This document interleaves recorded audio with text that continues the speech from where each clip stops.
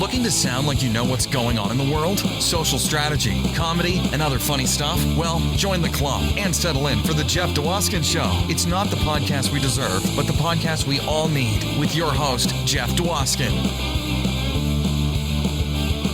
All right. Thank you, Mr. Phoenix, for that amazing introduction. That was amazing. Welcome, everyone, to episode 22. That's right, episode 22, I-22. If you had I-22 on the Jeff Dwoskin Show bingo card, that's two ducks a quacking, quack, quack, and you have got that square covered.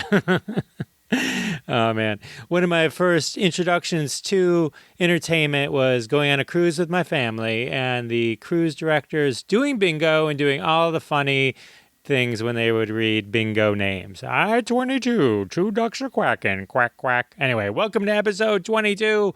We're going to do it. All right, well, hey, it turns out that I'm huge in France. That's right. I charted in France on the comedy interview chartable charts for Apple Podcasts. So thank you. I'm huge in France. Me and Jerry Lewis. That is great company. It reminds me of this Steve Barton bit that I used to love. He'd be like, "Oeuf means egg, and chapeau means hat. It's like those French have a different word for everything."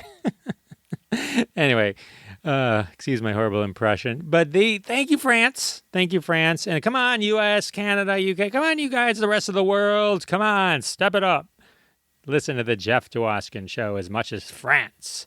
Huge in France, my new tagline. Speaking of which, I would love if you all subscribed on Amazon Music, Apple Podcasts, Spotify, wherever you listen to podcasts, and tell all your friends, tweet about me, Facebook about me, Gram about me, TikTok about me. Come on, help spread the word of the Jeff Dwoskin Show. You can do it. You can do it. You can do two things that I know you can do. You can prevent forest fires, and two, I know you can help spread the word of the Jeff Dwoskin Show.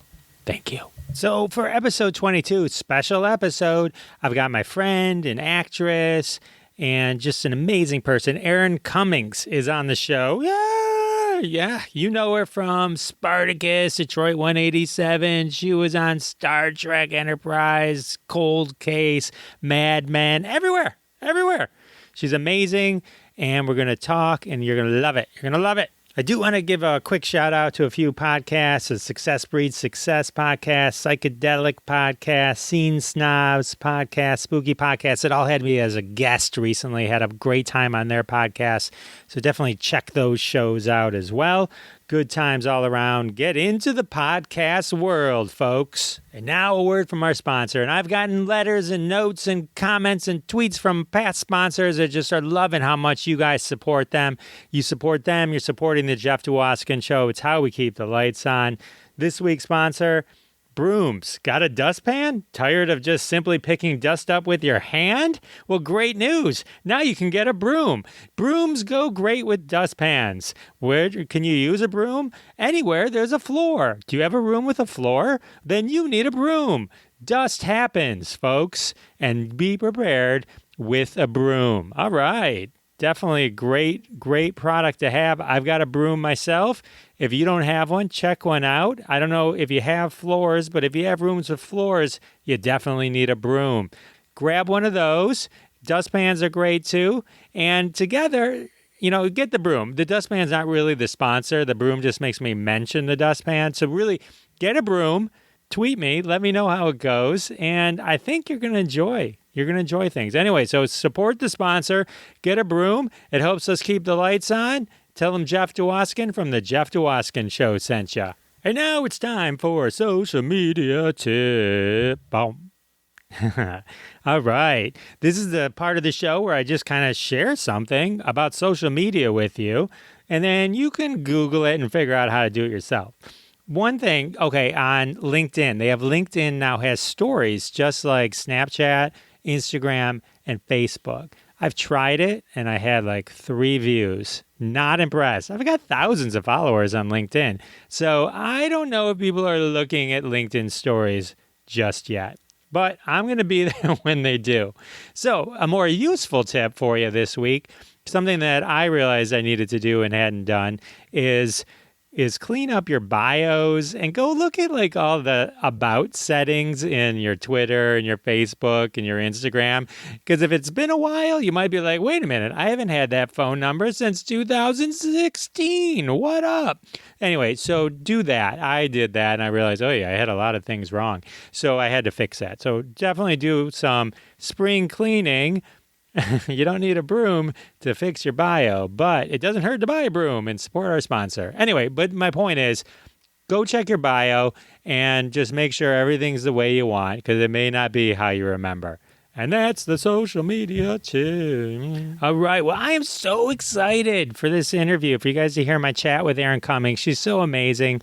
She was the founder of Mittens for Detroit. She's a fabulous actress. You may have heard Jackie the Joke Man and I talking, and he mentioned Erin in the event we all did together. Real special times. So, ladies and gentlemen, here's my conversation with Erin Cummings. All right, we are here with actress Erin Cummings, star of Bitch Slap, Spartacus, Detroit 187, Pan Am, and a million other awesome stuff. How you doing, Erin? Oh, I'm good. I'm good. Thank you so much for the fun walk down memory lane of some of my projects that all got canceled.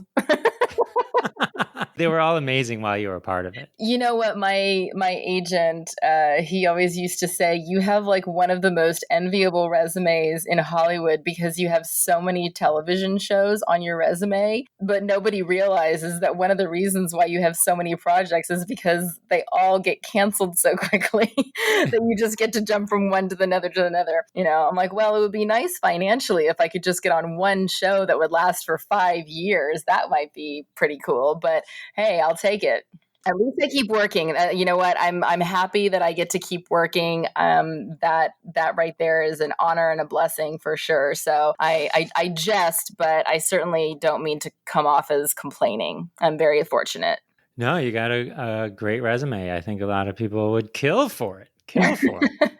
One person almost seemed like she wanted to. I sat down at an audition. It's funny because like I feel like actors always have that, you know, that one person that always seems to get every job that they go up for. And they're like, oh, if only so-and-so wasn't going to be auditioning for this, then it would be my job. And I was auditioning for this film and I sat down on a bench next to this woman about my age. And she looked at me and she goes, you're Erin Cummings, aren't you? And I was like, oh God, like, yeah, I guess that's a bad thing. And she said, every single job that I think I'm going to get, you end up booking it. So I'm just going to go ahead and leave. And I was like, no, I'm totally unprepared for this. I promise I'm not going to get this job. And I didn't. So I really hope that she did.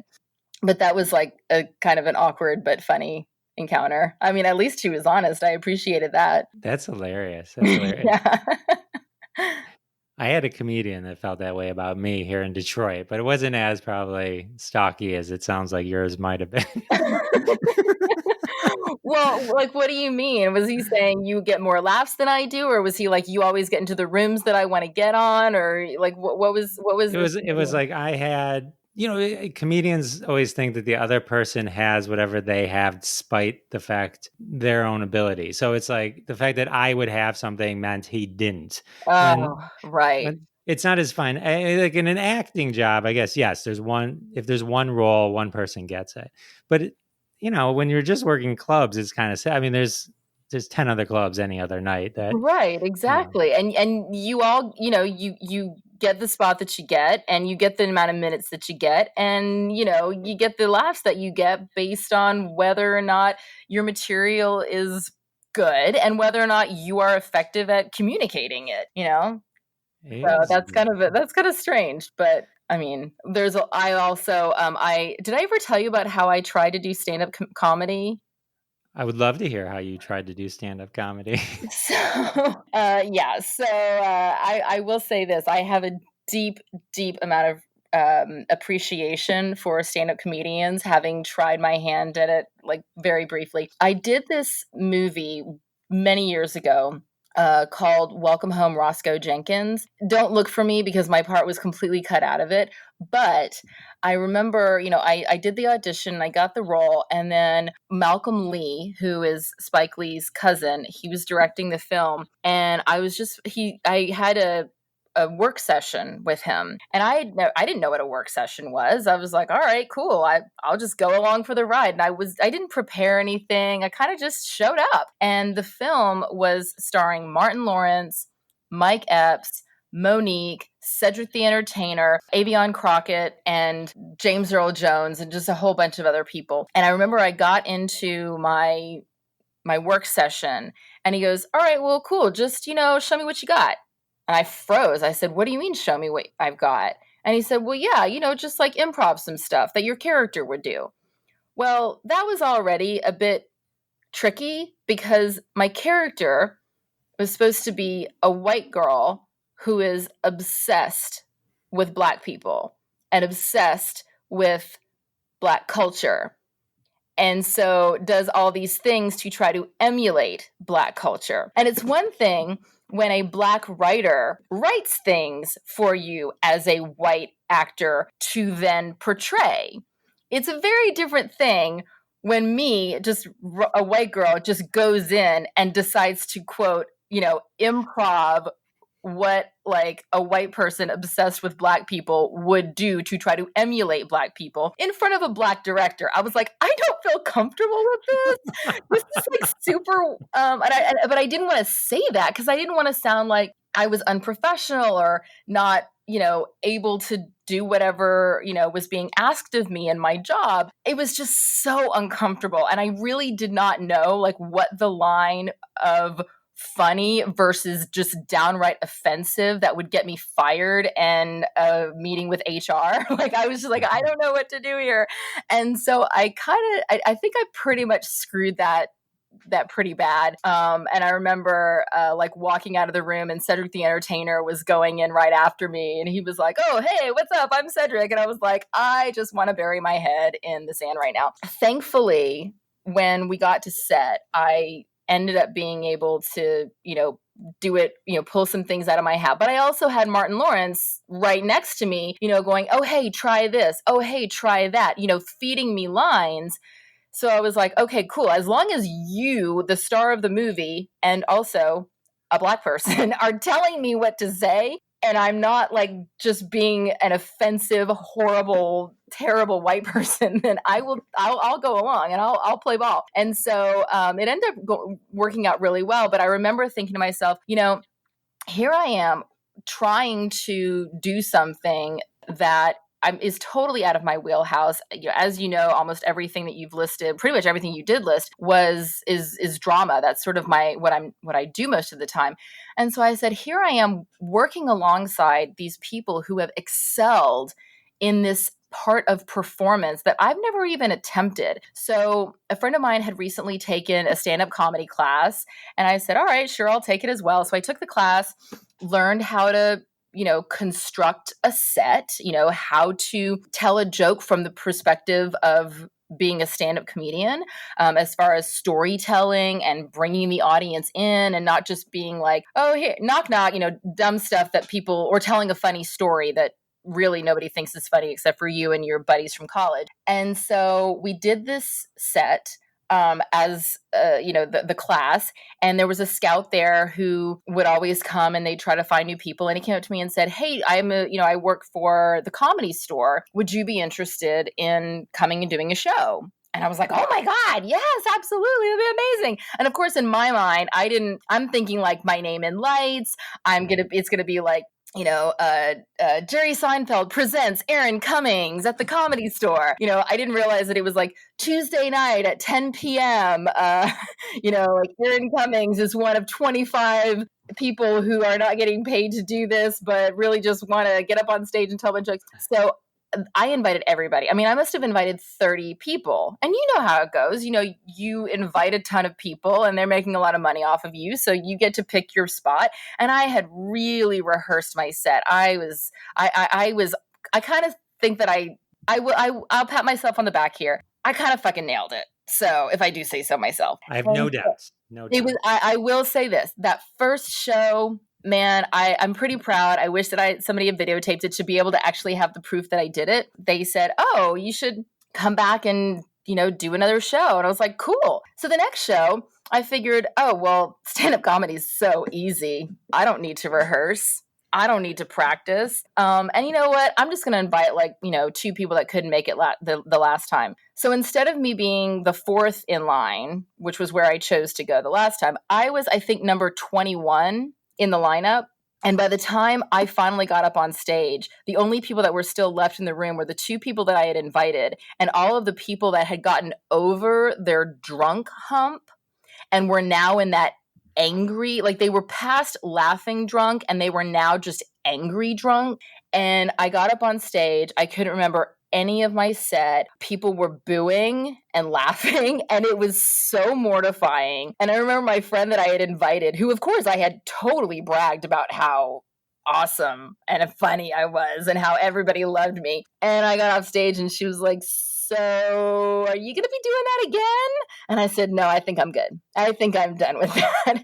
It was definitely a humbling experience, but also a really great experience of the realization that something that looks so easy when you're just sitting there eating your mozzarella sticks and, drinking your Jack and Diet, it looks so easy from the audience perspective, and it's so not. And I never really realized how much work goes into not just the performance of it, but also the crafting of the jokes, the crafting of the story, and then bringing it back around. I really gained a totally new appreciation for stand-up. And that was actually years before I started doing the comedy show for Mittens for Detroit, in which you and I met. So I tip my hat to you, Jeff Dwoskin. You are very talented at what you do.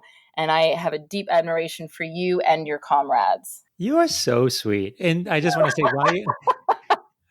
say while you were talking about that second show, all I wanted to do was reach across the internet and give you a hug because I knew exactly, because I've been there so many times. Yeah. Everyone has. But see, that's the difference between you and me. You've been there so many times and you've continued to get up on that stage. And that is one of many reasons why I have such a deep amount of respect for comedians, because I know that pain. I have felt that pain. And I was like, okay, I don't like this pain. I'm going to go and I like being in the audience.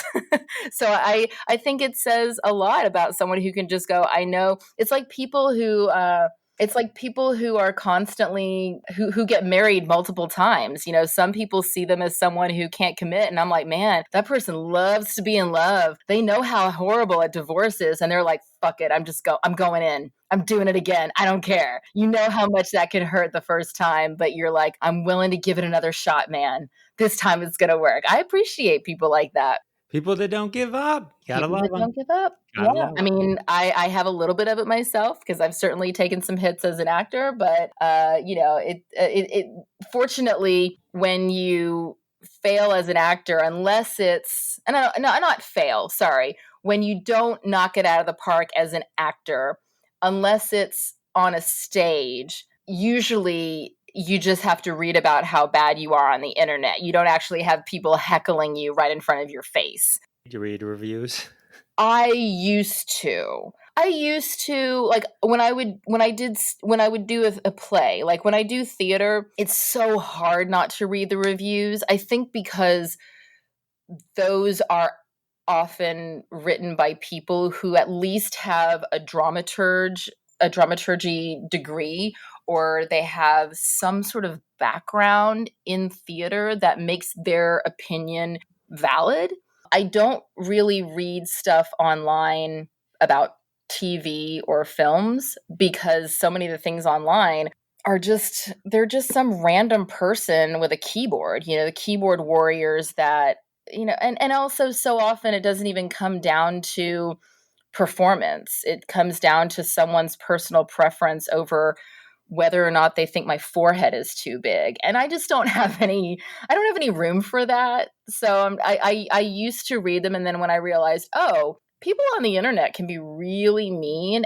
And a lot of times they're really dumb. So I'm just going to do my job and hopefully be able to have enough trust in the director and the people that I'm working with on the day who will be able to go, okay, yeah, that's working, or that's not working. And then in the meantime, just continue to work on my craft in classes. And, thankfully I married an actor who is not afraid to work with me on projects, on auditions. He coaches me all the time. He puts me on tape for auditions, and I do the same for him. And he's not afraid to be like, nope, I didn't believe that. I didn't believe that. Nope, that didn't work. That didn't work. So he kind of nails me to the wall on my performances. And I think it makes me a better actor for sure. It's good that you have that to bounce off of. I do want to say I speak for everyone. You have a wonderful forehead. Well, I'm glad you think so, because it takes up, a good third of my face. So if it wasn't good, then I'd be in trouble. But I like it. It's just jealousy, because you have to be pretty enough to carry a forehead, and you do. So it's well, just thank jealousy. you. When they say that, it's just jealousy. Now I'm blushing. That's when people make fun of my forehead. That's how I feel. Exactly. Oh, so you mentioned Mittens for Detroit. Yes. And that's how we met back in 2014. And so I just want everyone to know that Erin Cummings has a heart of gold. And when she was starring in Detroit 187, formed this amazing, amazing charity in Detroit, because you fell in love with Detroit, right? I did. I fell so in love with Detroit. I was actually when I found out that I was moving to Detroit to do Detroit 187, my mom said, "Oh, you have family in Detroit. You should call them." The thing that moms do. I was like, I don't know those people. I'm not going to call some random strangers and force myself into their family. And so instead, my mom just gave them my phone number, and they called me and forced me into their family on their own, which was actually great. Dr. George and Joyce Bloom, who live in Bloomfield Hills. Dr. George Bloom is a pediatrician, which it's crazy the number of people that I've spoken to that are like, "Oh my God, he was my pediatrician, and now he's my kid's pediatrician." I mean, I know so many people that either had George or his son, Bobby, or now even his granddaughter, Natalie Bloom, because they all three work at the same pediatrics office. Anyway, my apartment wasn't ready when I first moved to Detroit. So they let me live with them for 3 weeks.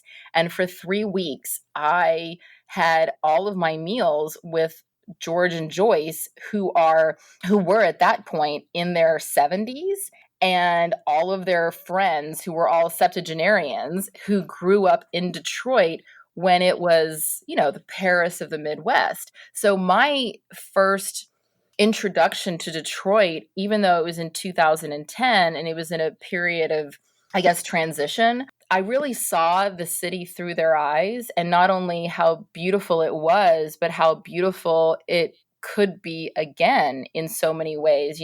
I looked at areas that some would see blight, and I would see the remnants of the architecture that were so stunning, and some of these buildings that were boarded up at the time, and go, wow, you can see the marble underneath that, and what that must have looked like, how gorgeous. And then as time went on and these buildings became resurrected and restored, it was really beautiful to be able to not just go to Detroit and fall in love with the city and the people, but to also, through the 7 years that I was running, Mittens for Detroit, that I was operating as the founder and the president, really able to see so much of the city as it continued to grow. And that was awesome. So, and a lot of my friends that I'm still very close to, I mean, Grace Quiros, who's the third generation owner of American Coney Island, is one of my best friends. She was a bridesmaid in our wedding. And in fact, we got married in South Bend, Indiana, at the on the campus of Notre Dame. My husband is a Notre Dame graduate, and we served Coney dogs as our midnight snack for everybody.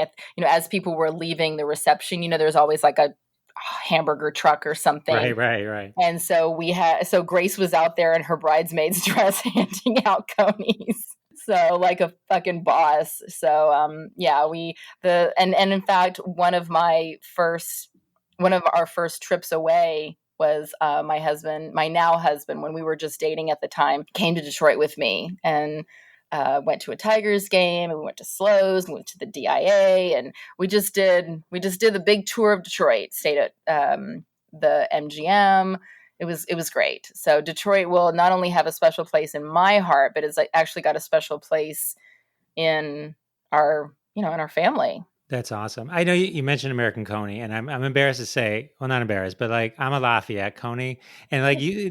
Speaking of Detroit, Why though? Like, well, I because I think I grew up. Well, just to explain to anyone listening, in Detroit, there's Lafayette Coney Island and American Coney Island. I believe that they're the same family, but at some point they split. They literally share a wall in Detroit. So anyone in Michigan is either hardcore Lafayette or hardcore American Coney Island. Coney Island is a hot dog with mustard, onions, and chili. Do you know everyone? That was the one thing growing up in Detroit, moving out. Like even my cousins in Cleveland didn't know what a Coney dog was. Nobody outside of Detroit knows what a Coney dog is. Well, can I give your listeners a little bit of the history of the entire Coney experience? Yeah, I would love that. So Grace's grandfather, who came over from Greece, and so he had a very, very, very long first and last name with lots and lots of consonants, and I can't pronounce either his first or his last name. It was like Kiristophilopoulos or something like that. Sorry, all the Greek listeners are cursing my name right now. I love you guys. So he came over from Greece, and he was in New York, and it was this American dream his to come. He couldn't get work in New York and heard that there was a lot of work to be found in Detroit. So he went to Detroit, wasn't able to get a job, but he was able to get enough money together to serve, to get a Coney cart. So he was selling, a hot dog cart. So he was selling hot dogs out of his cart. And he called it, and his dream when he came to America was to go to Coney Island, or I think maybe he went to Coney Island when he first got to America and was like, oh my God, this place is amazing. And so when he got to Detroit, he decided, per his American dream, to call his cart, his hot dog cart, American Coney Island. And that's how the term Coney Island came around. And he served his hot dogs with chili, as you said, mustard, and chopped sweet onions. Those were the three ingredients that came on it. And as he continued to work, he continued to make more and more money. And then he eventually was able to buy a piece of rent a piece of the property that's right there on Lafayette at the, in Campus Martius, where the restaurant still stands. And then the more money that he made, he was eventually able to expand into that point. So it now extends into the point, the very tip, which is why it has a sort of triangular shape. And then he reached out to his brother who was in Greece, and he said, hey, I've got a good thing going over here. Why don't you come out and I'll hook you up with the spot right next door to ours, and you can have your own Coney place. So then his brother came out, and then as time went on, the two brothers passed their hot dog places down to their two sons, who were obviously cousins. Then when they decided to pass it down, Grace's father, who was the second generation owner, passed it down to her. But then her uncle, instead of passing it down to one of his children, he sold it off to people that have nothing to do with the family, and they're not even Greek, and they're just like random, hey, we want to buy Lafayette Coney Island. American still uses the same hot dog casings that were created for them by Dearborn Sausage that they've been using in perpetuity, and they also have the exact same chili recipe. I don't know what's going on over at Lafayette, but it is not the same. I am diehard American, so I will, if you want to have roaches crawling through. No, I'm just kidding. I'm kidding. But yeah, I part of my love for Grace as my sister is also vehemently fighting to the death anyone who tries to say that Lafayette is better. But I say it in jest. I'm just glad that people are going downtown and eating. I think I may give American another chance for you, Erin, and for Grace, Thank you. Your version of the story way better than the one I thought. Well, also what's really fun is that my mom is such a huge fan of the Coneys that Grace will send my mom her Coney kits, which is such a great thing to send any, Detroiters or Michiganders who are living away from the state now. You can just go and you can order a Coney kit, and that's what we do sometimes. And anytime that my husband is getting a hankering for a Coney, then I'll just call up Grace and be like, hey, I need a kit. And she just sends it right over. It's great. I do think Lafayette doesn't use the hot dog that they used to anymore. So I think even the differentiation between the two, because that was the difference, was the casing is Right. gone. So Yeah. I'm gonna try American. When we would go down, I know some of my family would eat there because they had salads, and Lafayette doesn't Mm-hmm. have salads. Mm-hmm. So that was part of it. So sometimes we'd split. There was one show, I can't remember which Food Wars one it was, where they actually did it in Detroit right there, Lafayette versus American. And I do believe, and I'm sure Grace could tell you this, they won. They did. They've actually had Yeah. 2 different Food Wars shows, and American won both times. And of course, that they always do the thing where they're like the 2 families, and Grace is like, they do that for the TV show, but like the other people that own it aren't actually the families, but they'll, so. To be honest, I'm not even sure I like or felt better. Like I liked Lafayette better because I actually liked it better. I think maybe, I think if you're like, it's like Godfather 1 or 2, it's whichever one you're indoctrinated in Exactly. first. Whichever one you get introduced to first. And you have those memories. Like if you grew up as a kid that like after Tigers games, your parents brought you to Lafayette to get a Coney, like obviously that's going to have that, emotion, that sentimental resonance that Americans just not going to have. And like for me, I've never had a Coney at Lafayette because Grace was one of my first friends. She helped me start Mittens for Detroit. If it weren't for her, I wouldn't even have started Mittens for Detroit probably, or wouldn't have gotten as far as I did. And so for me, it was just like, it was never a question. So yeah, we all have our ways of getting introduced. But it's fun that it's even a conversation to be had, because I'll meet people out here in LA that are Detroit people, and inevitably they'll go American or Lafayette, and then it just becomes this whole conversation that So true. It's so true. yeah, it's a nice connector. It's our thing. It's our thing. The main difference I think between the two is like Lafayette's dirty and American's clean. Right. That's why I was about to make the roach joke, but I didn't, because I didn't want to go too low. But that is what I've heard, is that Lafayette is like, if you just want to get down and dirty, darkly lit, dirty floors, grease, dripping from the windows. Yeah, I'm sure that it's sanitary. It's just, but it's not like when you walk into American, it's clean like a restaurant would be clean. Right. Lafayette is a diner. It's a hardcore diner. Exactly. And there is a certain appeal to that. I mean, I remember when I was in college, I was on the dance team, and there was this place that was the definition of a greasy spoon, and they were only open for breakfast and lunch because they catered to like the super, super blue collar, like, guys that were working out on the roads. It was not the kind of place that you go for dinner. And it was definitely the kind of place where if you were one French fry away from a heart attack, you have eaten at this place a significant number of times. And there was this girl, Marcia, and she loved that place. I mean, she was country. You talk about country, this girl was country. And she would come to practice, and we'd be like half an hour into it, and I'd be like, Marcia, and I think it was like Billy Bob's or something like that. It was, or Bubba. It was one of those kind of places. I'd be like, Marcia, did you eat at Bubba's today? Because she would start sweating, and I could smell like the onion rings seeping out of her pores. It was but it was good. It was real good. That's how my wife feels when I eat Mediterranean. I have to come home and I eat too much garlic. Yep. It's like I'm sleeping alone for at least a couple days. I did a television show for AMC. It only lasted 1 season. It was starring David Schwimmer and Jim Sturgis, and it was called Feed the Beast. It was about these 2 guys, one being an ex-con, who decide to open the first high-end restaurant in the Bronx, and just all the exploits that they get into. And I remember we were doing a table read, and one of the characters said something to the effect of, you want to open a high-end restaurant in the Bronx? That makes about as much sense as opening a high-end restaurant in Detroit.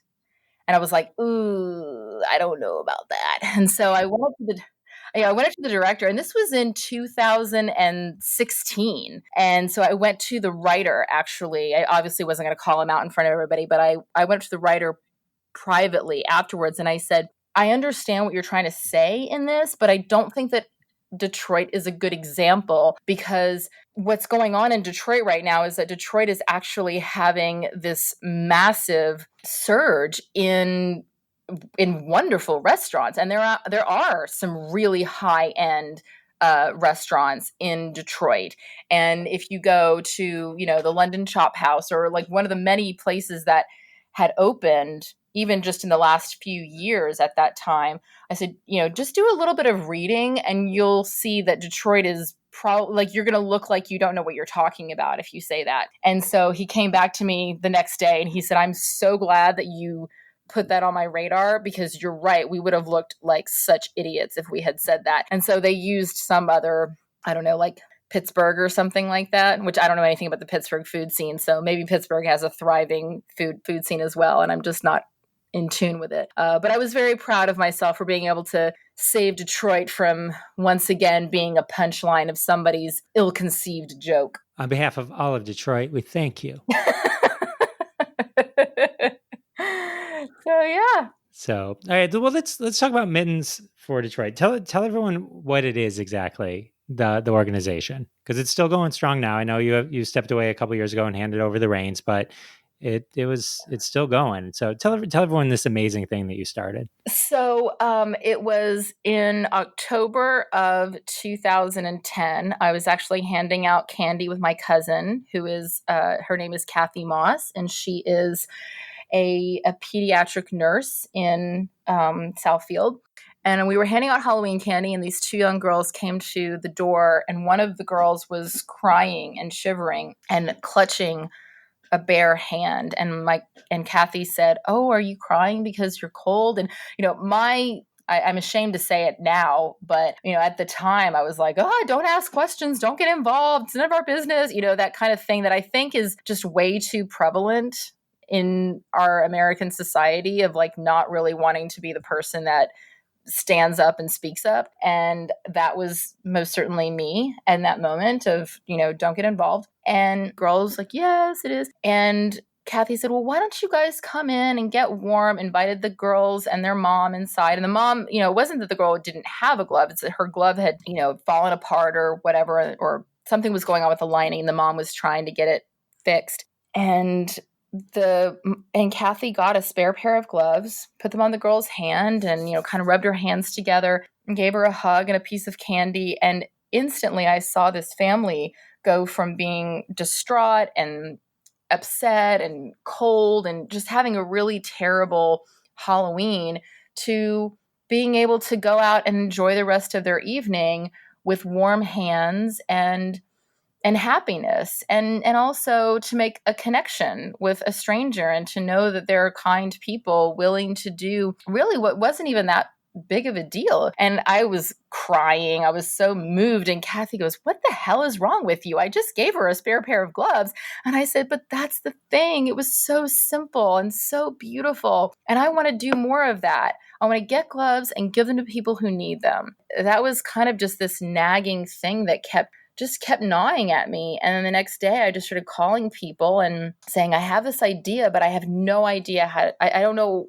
I don't even know how I'd begin, how I would even start to do it." And, a lot of people had their own visions and their own ideas. And ultimately I put together this band of people who were like, "Well, I can help build a website, and I can do PR, and I can do, I can help you get boxes, and you can put a collection box in my store." And by the time I left in February of 2011, we had collected and given out almost 10,000 pairs of gloves. Then when Detroit 187 got canceled, I had a decision to make of, okay, well, I'm now unemployed and, I don't have a reason to be in Detroit or coming back to Detroit other than the friendships that I've made and the family that I had discovered and technically almost been adopted by. But I also knew that there was a big problem, especially at that time, where there's this sort of savior complex of Hollywood where people will come in and they'll fall in love with an area and then they'll go, "Oh, I want to help out while I'm here."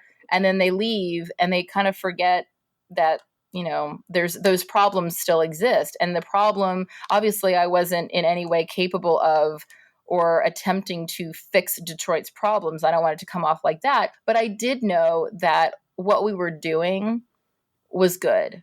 And I knew that what we were doing was appreciated, not just by the people who were receiving the gloves, but also by people who were able to feel like they were in some small way making a difference. It was remember, this was 2010, and so we were in the midst of the Great Recession, and people didn't necessarily have a lot of disposable income to create the kind of big changes that they maybe wanted to, but they wanted to feel some sense of of altruism and to be able to help people in some way. And really, I looked at it as, I'm just being a conduit of goodwill. I'm giving people a low cost but very rewarding way of being able to provide an essential need in a really hard time. And I don't think that anyone should suffer with freezing to death, or even, children coming to school and having their hands so crippled by the cold because they don't have a pair of gloves that it takes half an hour before they have the ability to grip a pencil, or people who are unfortunately, in transition and don't currently have a stable living space, that they should, in addition to the indignities that go with that, also be at risk of frostbite or being unable to function because they're so focused on the cold of their hands, or a family that is looking to try to figure out, hey, what are we going to spend the little amount of money that we have on? Are we going to spend it on groceries? Are we going to spend it on food? And, they shouldn't have to worry about gloves. That's such a simple thing. And to me, it seemed like just a no-brainer. And also, the reason why we said only new gloves,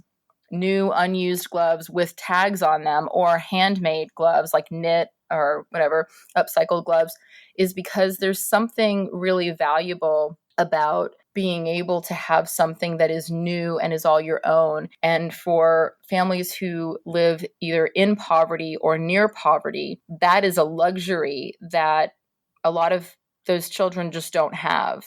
And we take for granted the process of buying something new, taking the tag off, throwing it away, and, putting it on. But if every piece of clothing you've ever worn in your life has been worn by someone else before you, that is a beautiful process. And it was really so rewarding to visit centers where I'd get to work with some of our senior members of society, or little kids who don't even know which fingers go in which holes yet, or going to Michigan Veterans Foundation and meeting some of the veterans and talking to them about their service, and finding out maybe that, somebody was stationed in the same place that my dad was stationed in when he was in the Air Force. There were so many really rewarding experiences that I had. And it not only gave me a chance to get to know, certain members of the how do I say this?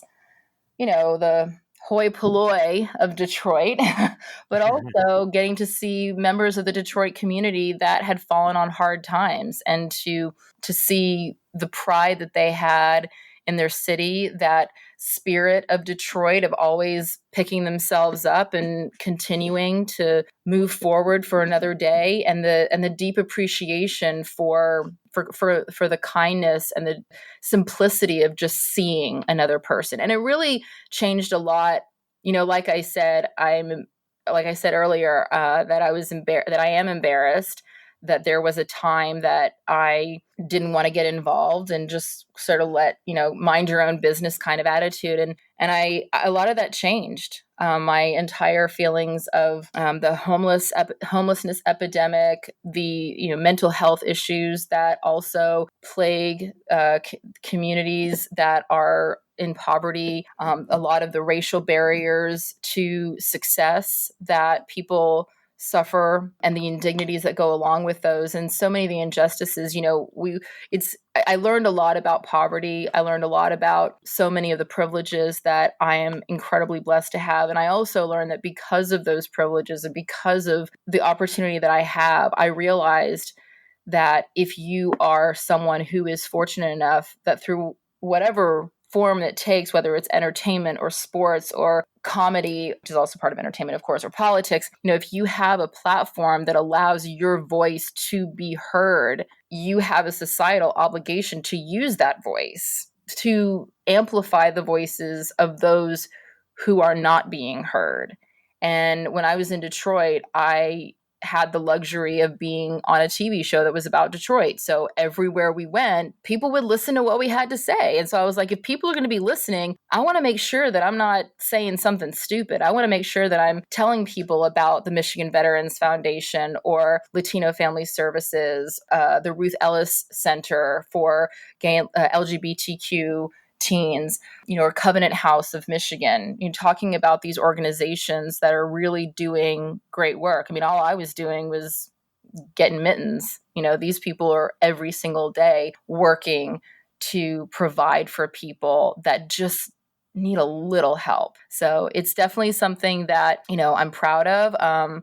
I, unfortunately am no longer in any way connected or involved with the organization, which is sad. But, there were circumstances at the time I was going through cancer treatment, and I saw the organization going in a direction that it was just not the way that I envisioned the organization. And it ultimately came down to me having to focus on what was important for my mental health as well as my physical health while I was going through treatment. So I hope that the organization continues. And I left with them. I said, you guys have my blessing to keep moving forward. But unfortunately, I just don't have the strength to keep doing this in the way that I would want to.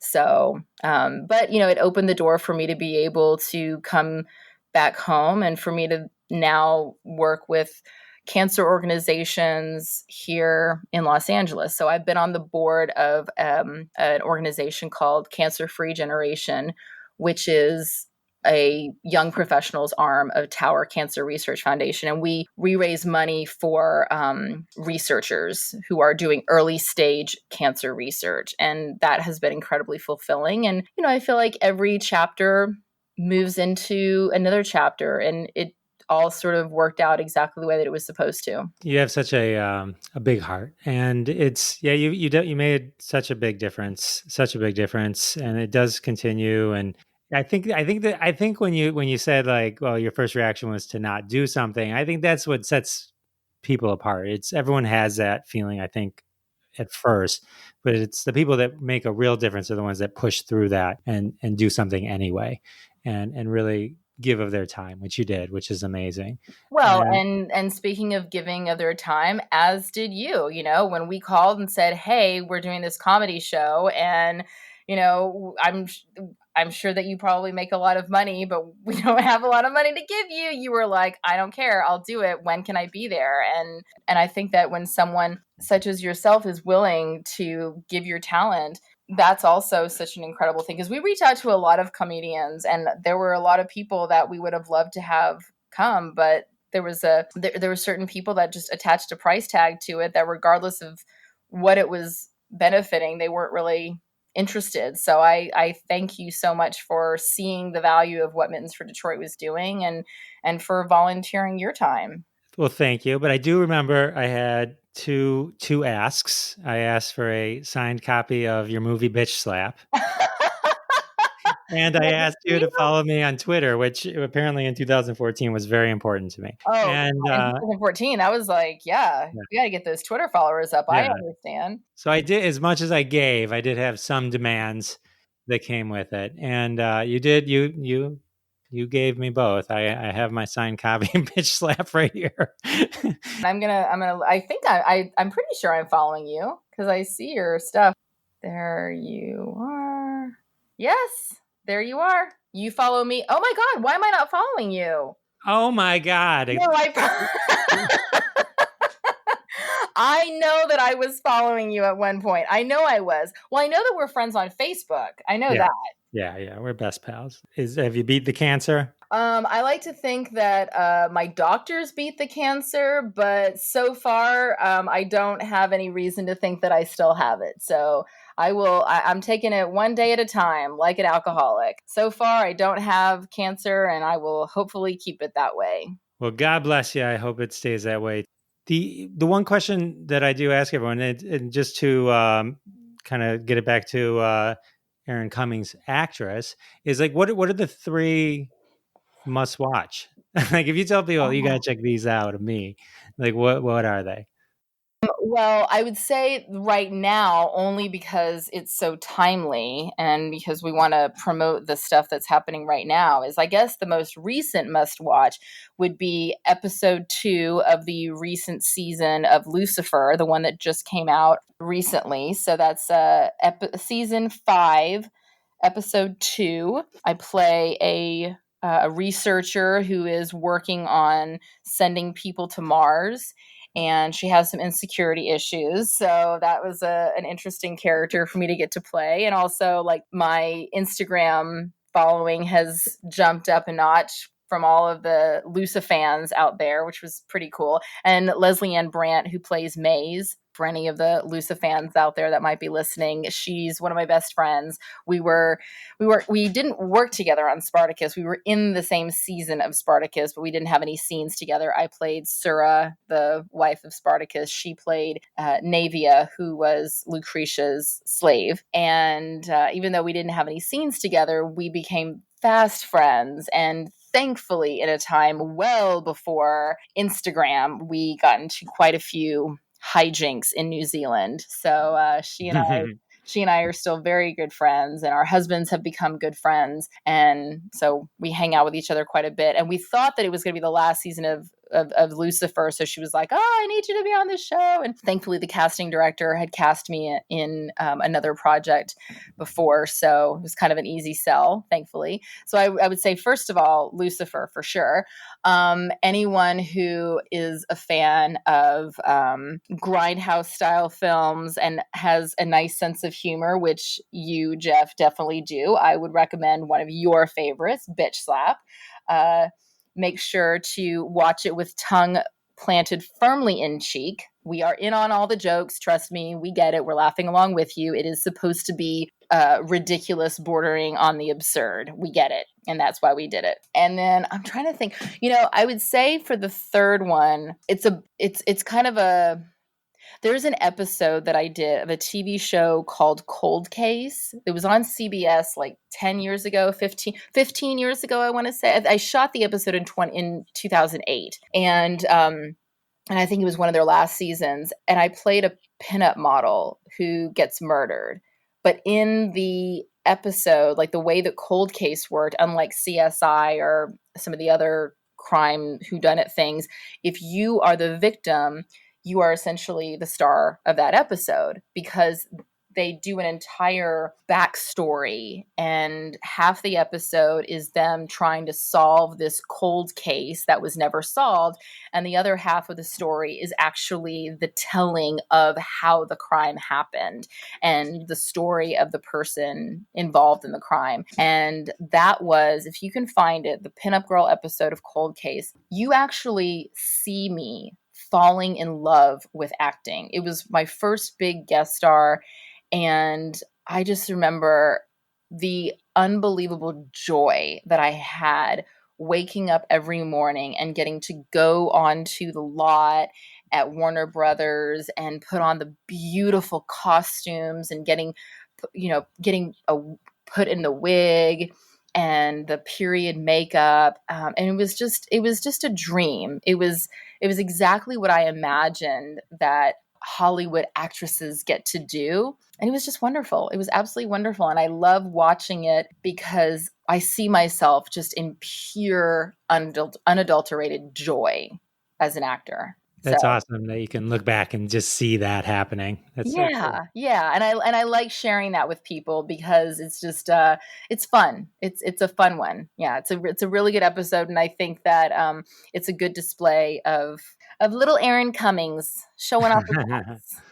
Speaking of sharing with people, tell everyone your Twitter and Instagram handle so they can. Oh, yes. I would love for people to come visit me on Twitter and Instagram at Erin L. Cummings, ERIN, L as in Lynn, Cummings with an S.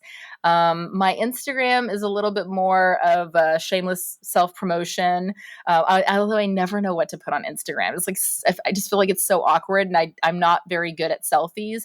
So I try to post like once every 3 or 4 days, but I'm just terrible. I feel like I need to hire someone to take proper pictures, because otherwise I have 800 selfies just to find one that's decent. And then my Twitter, and I am unfortunately highly political. I'm trying not to be, but it's just so hard these days. So if you go on my Twitter and you don't like what I have to say, feel free to just not follow me. But I'm trying not to engage in drama on Twitter anymore. I'm like, stop feeding the trolls. Stop it. Well, I love your Twitter, and we're politically minded, so that's probably why. Right, exactly. Yeah, I tend to get a little heated sometimes. So, but I'm also like, you know what? If I see something on Twitter that somebody posts that I don't agree with, like, I'm not going to go after them. I'll just unfollow them. And it's so simple. Like, why do you bother arguing? Like, we're not going to have a proper argument. I would love to sit down and have coffee with someone who disagrees with me,